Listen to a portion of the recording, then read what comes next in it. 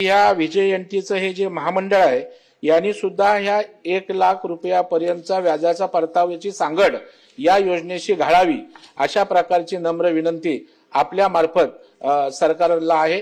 सन्माननीय प्रवीण दरेकर साहेबांनी जो मुद्दा उपस्थित केलाय तो अत्यंत महत्त्वाचा आहे। आपण लाडक्या बहिणींना 1500 रुपये देतो, पण त्या 1500 रुपयाचा उपयोग करून जर त्यांना आपण क्रेडिट वर्दी केलं आणि त्यांना कुठला उद्योग काढण्याकरता जर थोडं अर्थसहाय्य मिळू शकलं तर त्यातनं त्या पैशाचा उपयोग होईल आणि त्यातनं त्या स्वावलंबी बनतील। आणि म्हणून हा पहिला प्रयोग आम्ही केला होता आणि प्रवीण दरेकरांनी अतिशय चांगला पुढाकार घेतला आणि जवळपास 1200 महिलांना ते कर्ज प्राप्त झालं आणि आता जवळपास ते बिनव्याजी झालाय। त्याचा हप्ता भरताना त्यांचे व्यवसाय देखील सुरू झालेले आहेत। त्यामुळे त्याच 1500 रुपयावर आता त्या मोठा व्यवसाय उभ्या करून लागलेल्या आहेत।